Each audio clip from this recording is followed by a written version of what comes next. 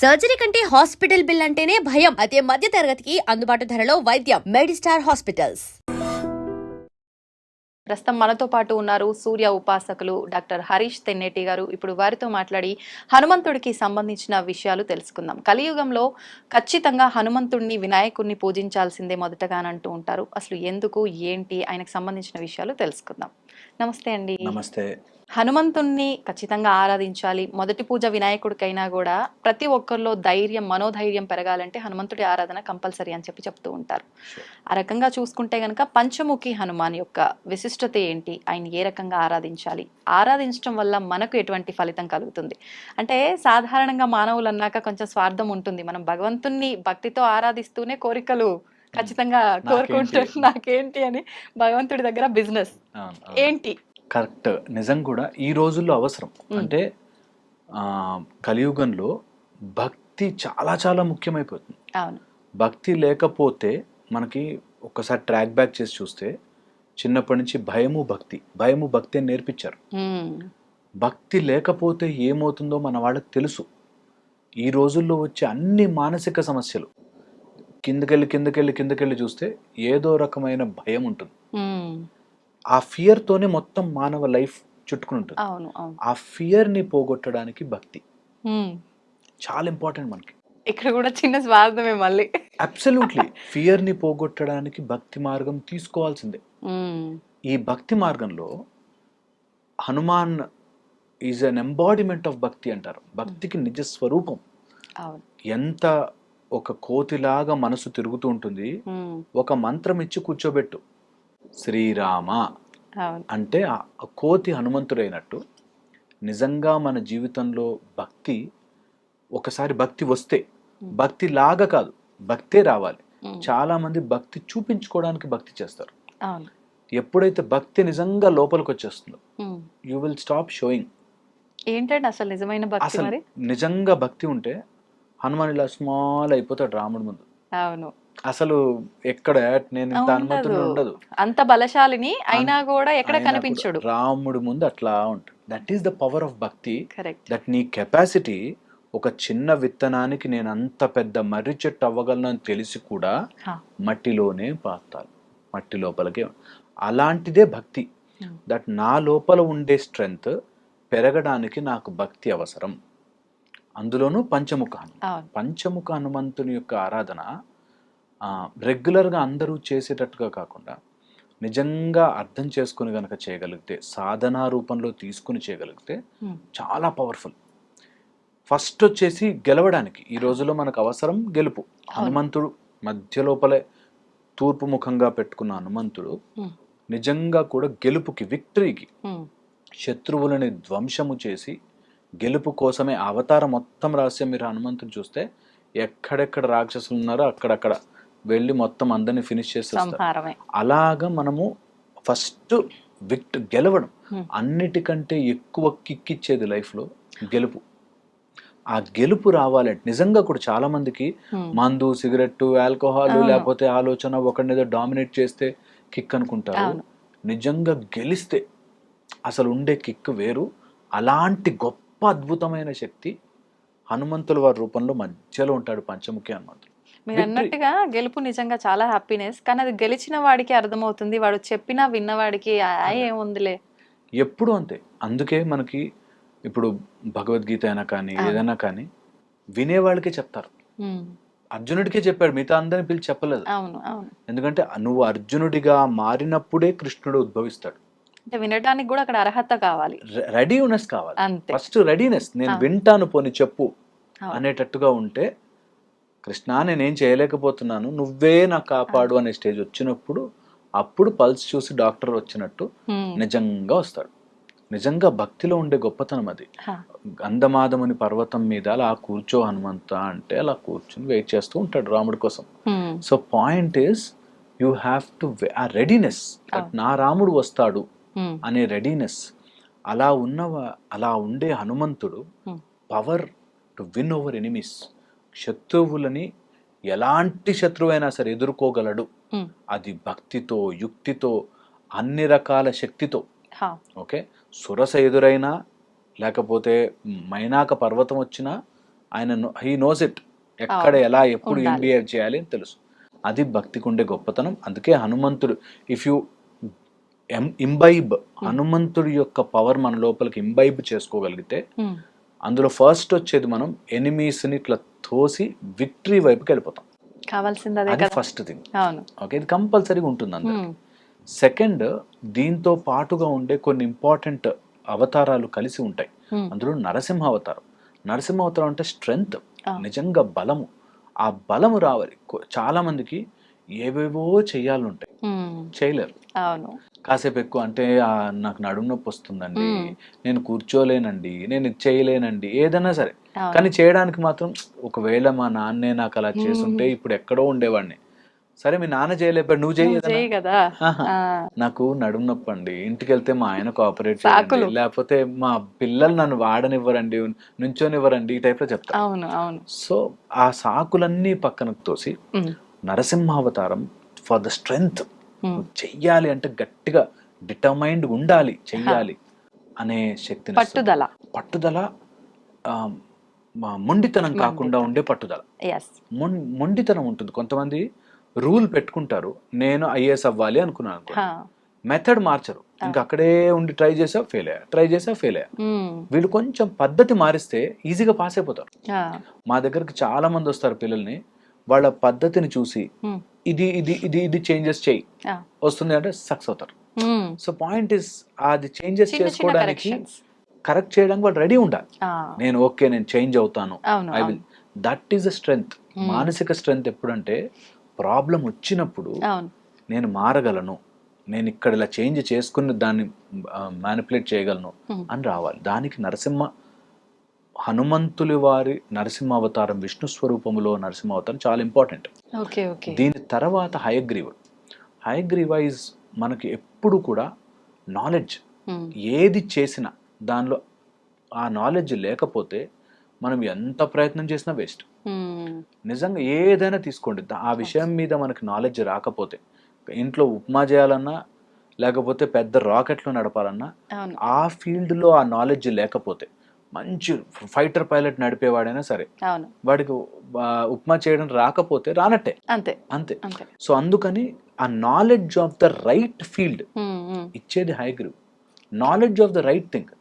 అక్కడికి వెళ్ళాడు, ఇక్కడ ఏది మనకి సంజీవన అంటే ఏంటో తెలీదు, రైట్ నాలెడ్జ్ ఎత్తుకొచ్చాడు మొత్తం. అంతే. నేను వెనక్కైతే ఊరికే పోను, రైట్ నాలెడ్జ్ నాకు లేకపోతే అన్నెసరీ దాన్ని డిస్టర్బ్ చేయను. ఏదో తీసుకెళ్తే అక్కడ కొత్తిమీర కరివేపాకు వస్తే ఎట్లాగా అన్నట్టు.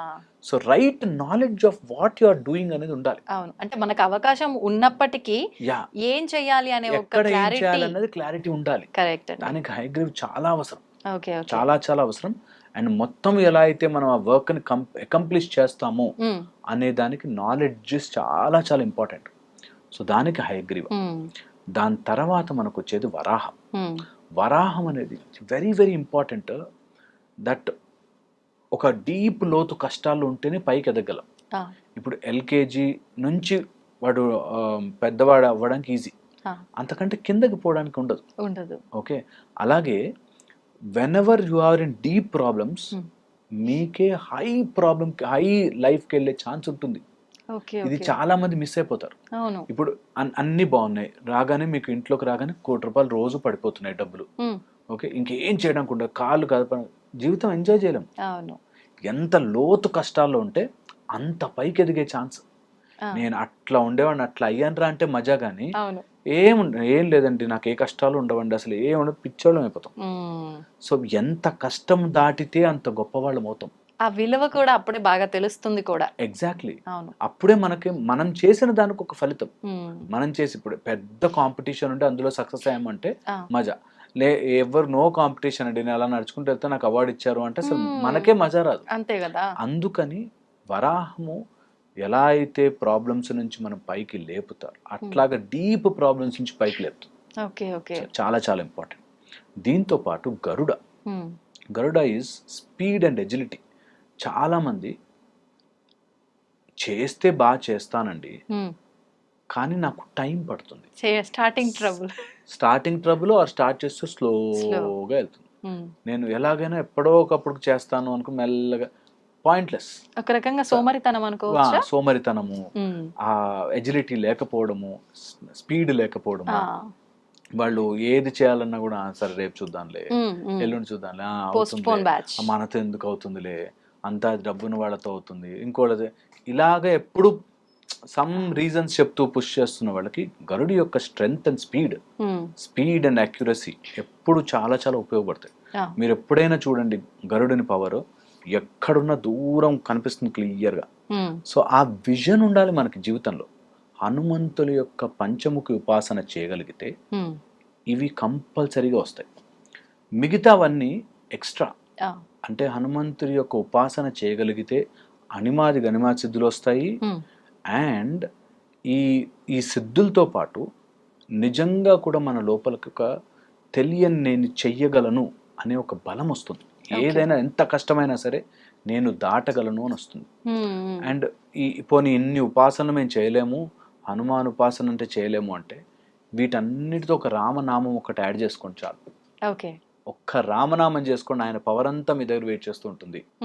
రాముడు ఎక్కడ ఉంటే ఆయన అక్కడ ఉంటాడు కాబట్టి ఆయన అలా చూస్తుంటాడు. రామ భక్తుల్ని కాపాడుకునే బాధ్యత ఆయనదే, హనుమంతుడి.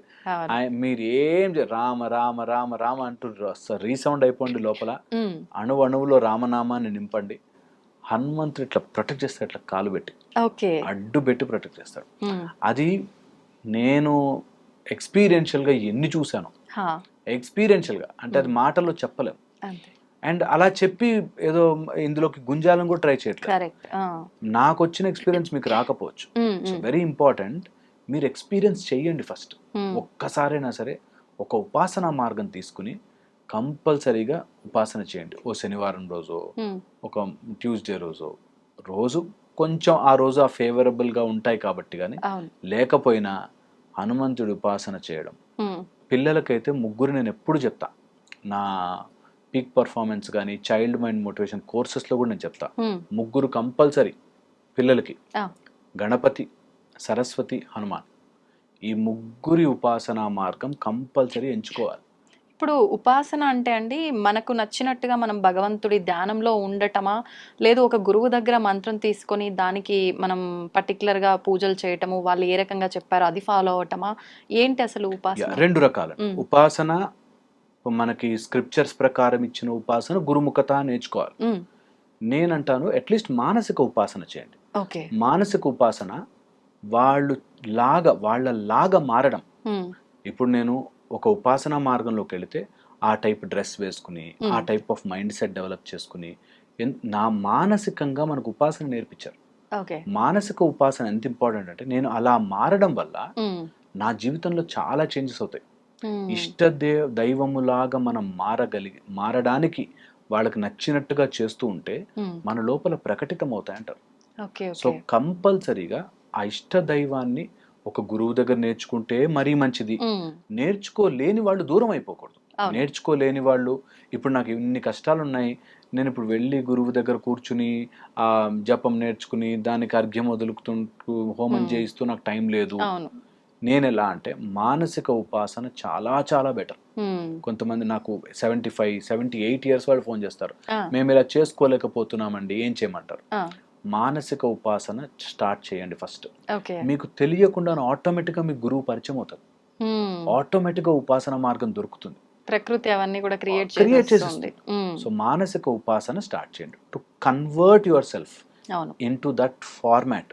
ఒక హనుమంతుడి యొక్క క్వాలిటీస్ మనం కరెక్ట్ గా ఒక్కసారి ఆలోచించుకుంటే, ఫస్ట్ బ్రహ్మచర్యం. ఆ బ్రహ్మచర్యంలో మానసిక బ్రహ్మచర్యం. నేను బయటకి బ్రహ్మచర్యంగా ఉంటున్నాను, ఏ అమ్మాయి కనిపిస్తే అమ్మాయిని చూస్తున్నాను కాదు. సో మానసిక బ్రహ్మచర్యం first. Control in the sense, control on your body senses and control on yourself అని ఫస్ట్. Second, knowledge. హనుమంతుడు సూర్య భగవానుడికి అభిముఖంగా, అంటే సూర్యుడు ఇలా తిరుగుతుంటే ఆయన ఒక ఆపోజిట్ స్పీడ్ లో తిరుగుతూ విద్యలు నేర్చుకున్నాడు. సో హనుమంతుడి యొక్క power is lot in the knowledge. So knowledge అందుకే చదువు నేర్చుకోండి, ఎంత కుదిరితే అంత. మనకి మార్గాలలో జ్ఞాన మార్గం ఒక అద్భుతమైన మార్గం. ఎంత కుదిరితే అంత నేర్చుకోండి సంథింగ్. అండ్ ఈ రోజుల్లో నేర్చుకోలేము అనే మాట తప్పు. ఒక్కసారి ఓకే గూగుల్ అని అడిగితే చెప్పేస్తాను. అవును. సో లేదు సులభమైన మార్గాలు వచ్చాయి. టెల్ ఋగ్వేదం అంటే చెప్తాను. అవును. అందుకని నేర్చుకోండి, వేదము నేర్చుకోండి, లేకపోతే మంచి ఇప్పుడు వేదిక్ సైన్సెస్ కాలేజెస్ వచ్చేసాయి, అవును. మంచి ఉన్నాయి. ఇప్పుడు కారణాలు లేవు, నేర్చుకోలేను నాకు రాదు అనే మాట చెప్పదు. అంతే. కొంచెం కొంచెంగా నేర్చుకోండి. అవసరమా లేదా సెకండరీ. అవును. కొంచెం కొంచెం కొంచెం కొంచెంగా మన పిల్లలకి మంచి భగవద్గీత నేర్పించండి, లేకపోతే చిన్న చిన్న శ్లోకాలు నేర్పించండి. స్లోగా you get in to that path, మెల్లగా మూవ్ అవుతుంది. అవును.